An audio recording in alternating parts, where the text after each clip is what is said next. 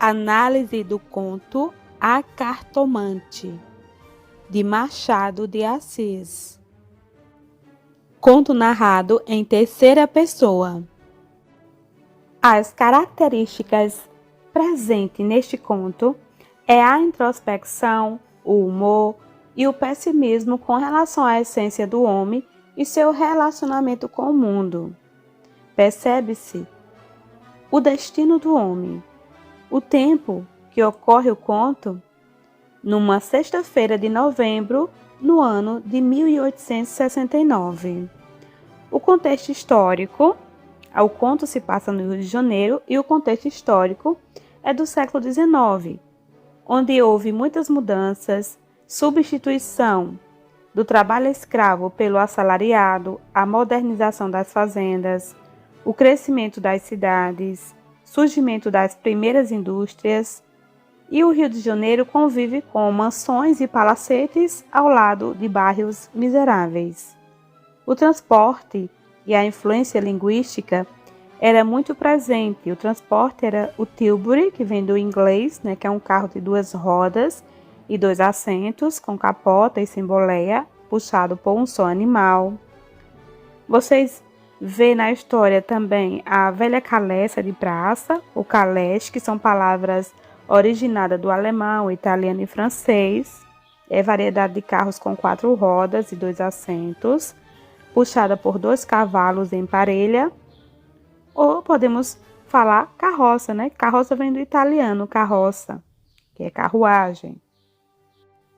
Uma característica dos contos machadianos é a presença de um triângulo amoroso, sempre com uma mulher no topo do triângulo, 2 homens abaixo, e esses homens sendo influenciados por essa mulher.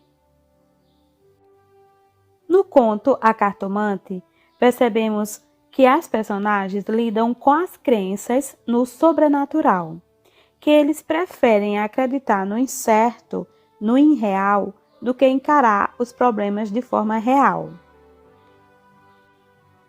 Todas as falas da cartomante são informações genéricas. Ela vai construindo suas previsões a partir dos comentários dos próprios clientes. Elas são genéricas e óbvias, nada revelam de concreto, muito menos revelam algo de concreto do futuro.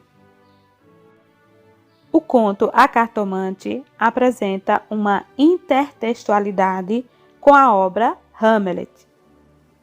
Logo no início do conto há a citação: há mais coisas entre o céu e a terra do que sonha a nossa vã filosofia. A frase pertence à peça shakespeariana Hamlet, a história do príncipe dinamarquês que descobriu a traição do tio e, portanto, já revela um anúncio de tragédia. O narrador a utiliza como uma forma de acreditarmos nas previsões da cartomante, da mesma forma que as personagens. Mas ele sabia que, na verdade, não há como alguém adivinhar nosso destino realmente. O conto inicia com Rita conversando com o seu amante Camilo, contando a ele que foi a uma cartomante. Camilo não acreditava em misticismo. Ele ri e debocha de Rita e ainda brinca: Rita, se você quiser saber qualquer coisa sobre mim, eu sou a melhor cartomante. Eles se encontravam em uma casa que eles alugavam o quarto nos fundos, e essa casa pertencia a uma conterrânea de Rita. Ou seja, tinha uma mulher que sabia da relação dos dois. Observe esse trecho do conto. Separaram-se contentes, ele ainda mais que ela. Rita estava certa de ser amada. Camilo não só o estava, mas via a estremecer e arriscar-se por ele, correr às cartomantes e, por mais que a repreendesse, não podia deixar de sentir-se lisonjeado. A casa do encontro era na antiga Rua dos Barbonos, onde morava uma comprovinciana de Rita. Esta desceu pela Rua das Mangueiras, na direção de Botafogo, onde residia. Camilo desceu pela da Guarda Velha, olhando de passagem para a casa da cartomante. Nesse momento, a narrativa para e temos uma volta ao passado em que o leitor vai conhecer a origem do romance. Vilela e Camilo eram amigos de infância. Camilo sempre teve uma postura mais despojada. Vilela sempre focado nos estudos. Acabou tornando-se juiz. Vilela vai para o interior, lá conhece a bela Rita, casa-se com ela e volta à capital. Agora, os três passam a viver próximo, frequentando os mesmos lugares. Dois fatores que aproximam Rita de Camilo. Primeiro, a morte da mãe de Camilo. Vilela cuida do funeral e Rita cuida do coração de Camilo. Segundo, o aniversário de Camilo, em que Rita acaba enviando um bilhete com palavras ousadas. Foi inevitável e o romance começou. Até que houve um momento que Camilo começa a receber bilhetes anônimos na repartição pública que ele trabalhava, chamando de pérfido traidor. Com isso, Camilo se assusta e se afasta de Rita. Quando ele se afasta, Rita resolve ir à cartomante para saber a origem de tudo. Certo dia, quando Camilo estava na repartição, ele recebeu um bilhete, só que agora com uma letra conhecida. O bilhete era de Vilela. O bilhete dizia: "Vem já, já, à nossa casa. Preciso falar-te sem demora." Camilo, assustado, chega a hesitar: vou ou não vou? Então ele decide ir. Ao pegar a carruagem para ir à casa de Vilela, a carruagem para na Rua da Guarda Velha, a Rua da Cartomante. E ele resolve entrar para fazer uma consulta. Lembram que Rita crê que uma cartomante pode resolver todos os seus problemas e angústias? Agora, Camilo, no auge do desespero, irá à cartomante. Logo Camilo, que não acreditava em cartomante. Ele chega, é recebido pela cartomante e ela irá tirar as primeiras cartas. Vamos ler as palavras da cartomante para Camilo. Camilo inclinou-se para beber uma a uma as palavras. Então ela declarou-lhe que não tivesse medo de nada. Nada aconteceria, nem a um, nem a outro. Ele, o terceiro, ignorava tudo. Não obstante, era indispensável mais cautela. Ferviam invejas e despeitos.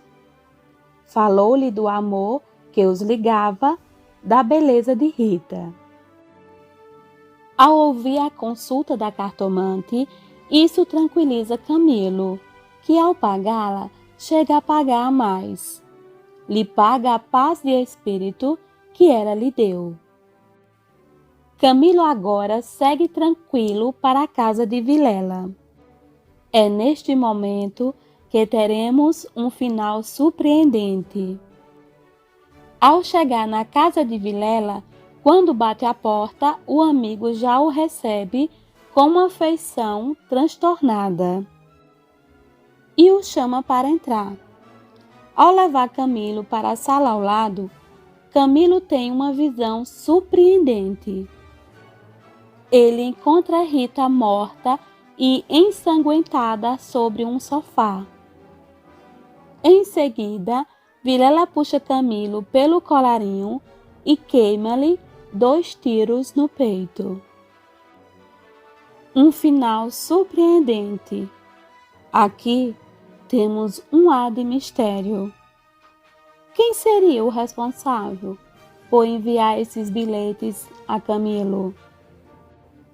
No primeiro momento, pensamos, será que é a cartomante? Mas vale lembrar que primeiro Camilo recebe os bilhetes anônimos. Depois, ele se afasta e só assim a Rita vai à cartomante.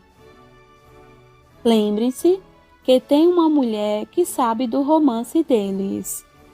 É uma possibilidade que Machado de Assis, mais uma vez, não dá a certeza. O conto constrói-se com os antecedentes psicológicos do crime, a jornada de Camilo rumo à cilada fatal. Qual era a isca? O bilhete. Embora a temática do adultério seja bem clara no conto, em uma leitura mais atenta, percebe-se que o conto prioriza a questão da contradição humana, por meio do embate razão versus emoção, ceticismo versus credulidade. Desde o início, o narrador ressalta o perfil cético, racional e prático de Camilo em relação às coisas do além, quando de suas críticas à inocência de Rita ao acreditar em cartas, cartomantes e destino. A falta de experiência e a negação de sua intuição acabam por traçar-lhe o fim trágico. A grande jogada do texto se dá na medida em que a citação de Hamlet dá o tom da narrativa, pois não só a inicia, como retoma o texto por duas vezes, na fala de Rita e na memória de Camilo, e justifica o final do conto. Afinal, quais seriam essas coisas que existem entre o céu e a terra que nem nossa filosofia pode sonhar? A contradição humana? A credulidade no invisível? A racionalidade que cega? As grandes paixões? O inesperado das situações? O narrador onisciente manipula a narrativa, os personagens e o leitor. Machado de Assis interessa-se pelas contradições humanas e pela sondagem dos sentimentos e ideias íntimas de seus personagens. O uso da figura de linguagem personificação é muito utilizado no conto para atribuir sentimentos e ações humanas a seres inanimados ou conceitos abstratos, o que enriquece o texto e aproxima o leitor da cena. Observa as passagens com a figura de linguagem personificação. Também chamamos a figura de linguagem personificação de prosopopeia. Nas frases destacadas, podemos observar que os seres inanimados têm características de seres humanos. Neste trecho, temos a figura de linguagem comparação, porque Rita é comparada a uma serpente. Por que sei que é uma comparação? Porque a comparação exige um conectivo. O conectivo aqui é como. Aqui há a presença de metáfora. Os óculos de cristal, a que o narrador se refere, seria a maturidade, a responsabilidade da personagem. Mas outra metáfora, cuidar do coração, ou seja, dar apoio emocional e sentimental. A metáfora em sapatos se acomodasse aos pés, ou seja, o narrador explica que a situação ficou confortável para os amantes. A metáfora em a batalha foi curta, ou seja, foi fácil ceder aos encantos de Rita. O narrador é irônico, pois ele sabe como surgiu o romance entre Rita e Camilo. Aqui há a presença de ironia. A personagem, ao dizer que seria a melhor cartomante, queria dizer que não enganaria, mas falaria a verdade. O tempo voava é uma hipérbole, é um exagero da significação linguística. Você gostou desse conto?